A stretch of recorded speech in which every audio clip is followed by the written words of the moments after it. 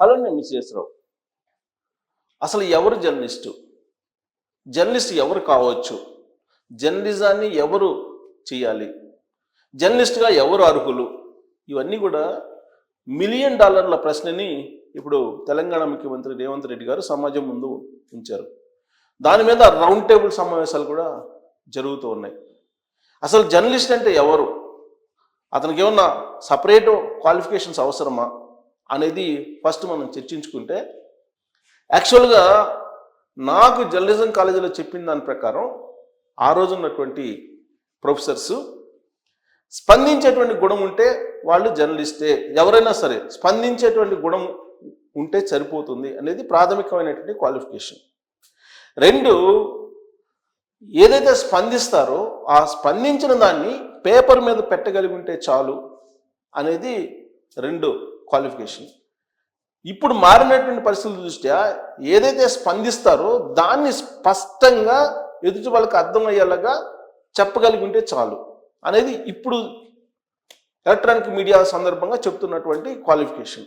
మరి ఇవి ఉంటే సరిపోతుందా? దానికి సంబంధించినటువంటి గ్రాడ్యుయేషన్ అవసరం లేదా? దానికి సంబంధించి ఎడ్యుకేషన్ క్వాలిఫికేషన్స్ అవసరం లేదా? దానికి సంబంధించినటువంటి నేపథ్యం చూడాల్సిన అవసరం లేదా అని అంటే సరిగ్గా ఈ పాయింట్ దగ్గరే డిబేటబుల్ క్వశ్చన్స్ రైజ్ అవుతున్నాయి. ప్రాథమికమైనటువంటి క్వాలిఫికేషన్స్ ఉన్నప్పటికీ నేపథ్యం అనేది చూడటం లేదు. నేపథ్యం చూడకపోగా రియల్ జర్నలిస్టులు ఎవరైతే ఉన్నారో జర్నలిజాన్ని నమ్ముకొని ఆ నైతికత, నిబద్ధత, స్వీయ నియంత్రణ పాటిస్తూ ఎవరైతే జర్నలిజం చేస్తున్నారో వాళ్ళని మించినటువంటి విధంగా అడుగులు వేస్తూ కొంతమంది గత 10 సంవత్సరాల నుంచి జర్నలిజంలోకి జొరబడ్డారు. ఆ రోజు నుంచి ఈ మీడియా విభాగంలో విపరీతమైనటువంటి పోకడలను మనం చూస్తూ ఉన్నాం. గతంలో ఎప్పుడు లేదు. నేను 96లో ఎంటర్ అయ్యాను. ఆ రోజు జర్నలిస్ట్కి ఉన్నటువంటి గౌరవం ఇవాళ మచ్చుకు కూడా కనిపించట్లేదు. దానికి కారణం ఏంటంటే నేర నేపథ్యం ఉన్నటువంటి వాళ్ళు, నేర స్వభావం ఉన్నటువంటి వాళ్ళు, స్పందించేటువంటి గుణం లేకపోగా కర్కశంగా వ్యవహరించేటువంటి వాళ్ళు, హరాస్మెంట్ చేసేటువంటి వాళ్ళు, ఇలాంటి వాళ్ళు మీడియాలో జొరబడ్డారు. ఇది ఎప్పటి నుంచి స్టార్ట్ అయింది తెలుగు మీడియాలో అని అంటే, ఒక రకంగా చెప్పాలంటే 15-20 సంవత్సరాల క్రితమే దీనికి బీజం పడింది. ఇది తారాస్థాయికి చేరింది.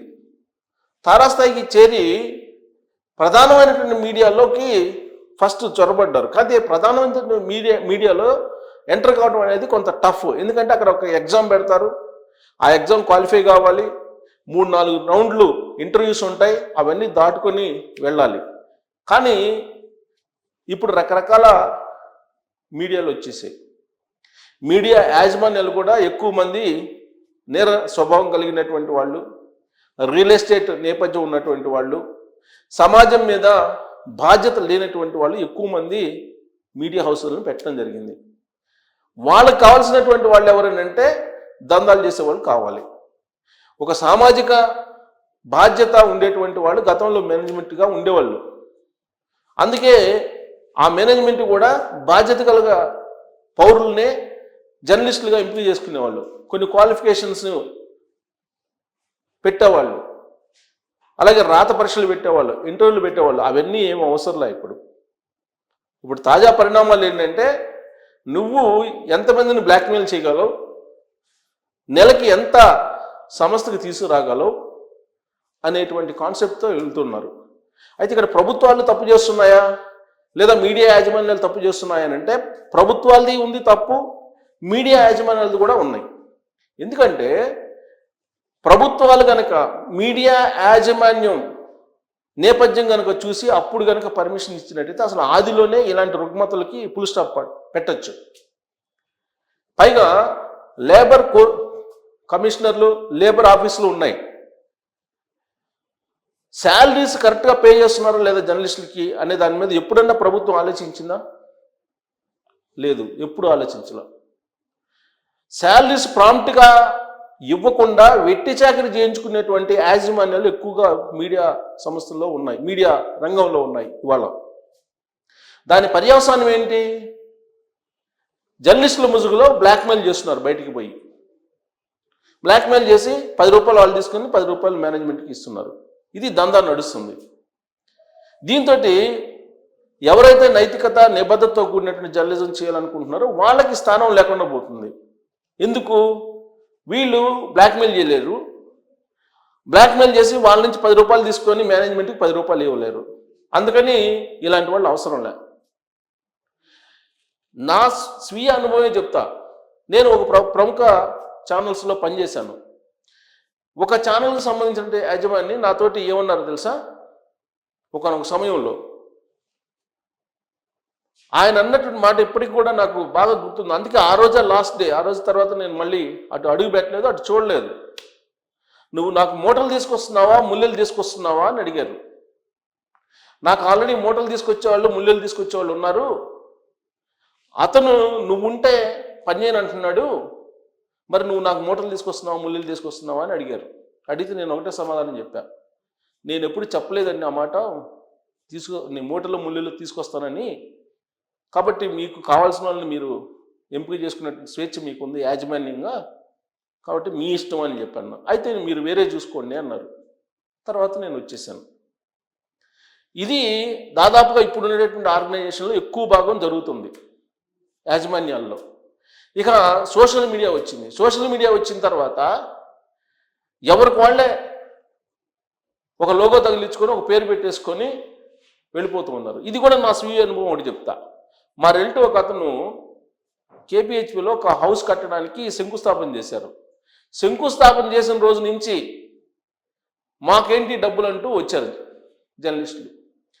చెప్తే అతను నాకు ఫోన్ చేశారు, మా బంధువు చేస్తే, నా పేరు చెప్పు, నేను జర్నలిస్ట్ని కదా, నా పేరు చెప్పు, వాళ్ళు డిమాండ్ చేయరులే అని చెప్పి అన్నాను. నా పేరు చెప్తే అతను వాళ్ళు అన్న మాట ఏంటో తెలుసా? ఆయన ఉంటే అక్కడ స్టూడియోలో ఆయన ఏదో పనులు చేసుకుంటాడు, స్టూడియోలో ఉండే జర్నలిస్టు, మేము ఇక్కడ లోకలు కాబట్టి మాకు ఇచ్చేటువంటి కమిషన్లు మాకు ఇవ్వాల్సిందని చెప్పి గొడవ చేశారు. గొడవ చేస్తే లాస్ట్కి వాడు బాధపడుతూ అసలు ఇల్లు కట్టడమే మానేస్తాను, ఇక అవసరం లేదు అన్నట్టుగా ఫీల్ అయిపోతే తర్వాత నేను ఆ టౌన్ ప్లానింగ్ ఆఫీసర్స్తో మాట్లాడితే టౌన్ ప్లానింగ్ ఆఫీసర్స్ కూడా ఏమంటున్నారు, మీరే కదండి, మీరు జర్నలిస్ట్ మీరు మాట్లాడుకోండి, ఇది మాకు సంబంధం లేదని అంటారు వాళ్ళు. లాస్ట్కి డబ్బులు ఇవ్వకుండా వాడు హౌస్ కడితే అతను, వీళ్ళు దాని మీద ప్లానింగ్ ప్రకారం కట్టలేదు అని చెప్పేసి కంప్లైంట్స్ పెట్టి లాస్ట్కి విజిలెన్స్ దాకా కంప్లైంట్లు పెట్టారు. అంటే డబ్బులు ఇవ్వకపోతే, కమిషన్ ఇవ్వకపోతే దందాలు చేస్తున్నారు. ఒక హౌస్ కట్టాలంటే కనీసం 5-6 లక్షలు జర్నలిస్టులకి తీసి పెట్టాలి. ఇలాంటి సిచ్యువేషన్ ఉంది. ఇదే అసెంబ్లీలో రేవంత్ రెడ్డి గారు బయటపెట్టారు. ఇదొక అంశం. ఇక సోషల్ మీడియా వచ్చిన తర్వాత ఇళ్లల్లో ఉండేటువంటి మహిళల్ని, సపోజ్ మీకు పడలేదనుకోండి, లేదా మీకు ఇష్టం లేదు పలానా లీడరు, లేదు పలానా పార్టీ ఇష్టం లేదు, ఇళ్లల్లో ఉండేటువంటి మహిళల్ని, వాళ్ళ పర్సనల్ ఇష్యూస్ని, ఇట్లా రకరకాలుగా వాళ్ళ ద్వేషాన్ని వెళ్ళగక్కుతూ ఉన్నారు. ఇలాంటి పరిస్థితి ఒక రకంగా చెప్పాలంటే చాలా ప్రమాదం సమాజానికి.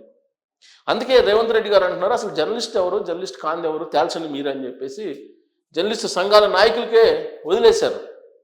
ఒకవేళ ఇదే వదిలిపెడితే ఇలా తేల్చకుండా ఇది అసలు ఏ స్థాయికి వెళ్ళిద్దో అర్థం కానిటువంటి సిచ్యువేషన్ అని చెప్తున్నారు. ఎందుకు చెప్తున్నారని అంటే, ఈ మధ్యకాలంలో ఒక జర్నలిస్ట్ అని చెప్పేసి ఒక ఆర్గనైజేషన్ పెట్టుకొని డబ్బులు ఉన్నాయి కదా, ఆ డబ్బులు బ్యాక్గ్రౌండ్ ఎవరు అనేది గత ఒక పార్టీకి సంబంధించినటువంటి వాళ్ళే పెట్టారు ఇన్వెస్ట్మెంట్ పెట్టి ఆ పార్టీ యొక్క భావజాలాన్ని వినిపించడం మొదలుపెట్టారు. అంతవరకు ఓకే. కానీ అధికార పక్షంలో ఉండేటువంటి ఇళ్లలో ఉండేటువంటి మహిళలను టార్గెట్ చేసి మాట్లాడటం మొదలుపెట్టారు. దాంతో వాళ్ళని అరెస్ట్ చేశారు. గతంలో కేసీఆర్ గారు గవర్నమెంట్ ఉన్నప్పుడు కూడా అరెస్ట్ చేశారు.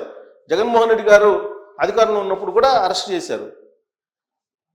అంటే ఈ అరెస్టులు ఎవరైతే జర్నలిస్టిక్ క్వాలిటీస్ లేదంటే నైతికత నిబద్ధతతో పనిచేస్తున్నారో వాళ్ళని కూడా అరెస్ట్ చేసే పరిస్థితికి వచ్చేసింది. ఎందుకు వచ్చిందంటే, ఎవరైతే నేర స్వభావం కలిగినటువంటి వాళ్ళు ఎంటర్ అయ్యారో అప్పుడు అందరిని ఒకే ఘటన ప్రభుత్వం కూడా కట్టేస్తుంది. అందుకే ఇప్పుడు నీళ్ళేవో పాలేవో తేల్చాల్సినటువంటి సమయం ఆసన్నమైంది. నిజంగానే రేవంత్ రెడ్డి గారు చెప్పినట్టు అది కనుక జరగకపోతే ఖచ్చితంగా సమాజానికి కూడా ప్రమాదమే.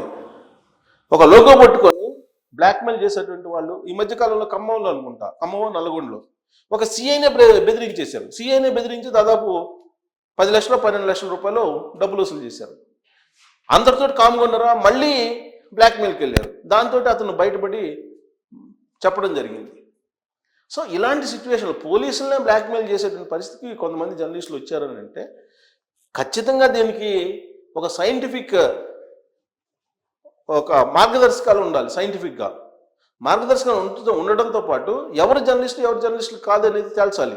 దీనికి మళ్ళీ జర్నలిస్ట్ సంఘాల నాయకుల్ని ఇన్వాల్వ్ చేస్తున్నారు. మరి జర్నలిస్ట్ సంఘాల నాయకులు కొంతమంది చేసేది ఏంటి, నాకు తెలిసినంత వరకు కొంతమంది ఒకరిద్దరు నాకు తెలుసు, వాళ్ళు చేసేది ఏంటి, పెద్ద స్థాయిలో వాళ్ళు చేస్తున్నారు. అలా కాకుండా దీనికి ఒక సిస్టమ్ అనేది పెట్టాలి, గవర్నమెంటే పెట్టాలి. ఎలా పెట్టాలంటే ముందు మీడియా హౌస్లు పెట్టేటువంటి వాళ్ళని గైడ్లైన్స్ పాటించేలాగా చేయాలి. యాజమాన్యం దగ్గర నుంచి రావాలి గవర్నమెంట్.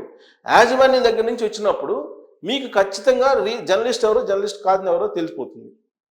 యాజమాన్యాన్ని వదిలిపెట్టేసి యాజమాన్యం జీతాలు ఇచ్చినా ఇవ్వకపోయినా పట్టించుకోకుండా అసలు ఆ లేబర్ కమిషనరు లేబర్ కోర్టులు పనిచేస్తున్నాయో లేదో తెలియకుండా పట్టించుకోకపోతే ఇంతే ఉంటుంది. జర్నలిస్టులు వస్తారు, మరి వాళ్ళ అవసరాలు తీరాలంటే ఖచ్చితంగా వాళ్ళు కూడా పక్కదోవ పడతారు. అన్ని వ్యవస్థలో ఉన్నట్టు మీడియా రంగంలో కూడా ఉన్నాయి రుగ్మతలు. కాకపోతే ఆ రుగ్మత ఈ మధ్యకాలంలో పెరిగిపోయింది గత 15 సంవత్సరాల నుంచి. కాబట్టి రేవంత్ రెడ్డి గారు ఖచ్చితంగా దీని మీద ఒక విలువైనటువంటి పాయింట్ని అసెంబ్లీలో రైజ్ చేశారు. అయితే దీనికి ఒక సైంటిఫిక్ ఐడెంటిఫికేషన్ ఉండాలి. అలా కాకుండా దేశంతో కూడినటువంటి అంటే ప్రభుత్వానికి అనుకూలంగా ఉండేటువంటి వాళ్ళు జర్నలిస్టులు, వ్యతిరేకంగా ఉండేటువంటి వాళ్ళు కాదు అనేటువంటి కాన్సెప్ట్ కాకుండా దీన్ని పకడ్బందీకి చేయాల్సినటువంటి అవసరం అయితే ఉంది. మరి మీరు ఇచ్చేటువంటి సూచన ఏంటి, దీనికి ఎలా సైంటిఫిక్గా జర్నలిస్ట్ ఎవరు జర్నలిస్ట్ కాందెవరు అనేది విభజించవచ్చు? దీనికి ఏమైనా మార్గదర్శకాలు ఉన్నాయా? అసలు మేనేజ్మెంట్లో మారాలా, లేదంటే జర్నలిస్టులు మారాలా, లేదా ప్రభుత్వాలు మారాలా? ఎక్కడ తప్పు జరుగుతుంది అనే దాని మీద కామెంట్ చేయొచ్చు. Thank you.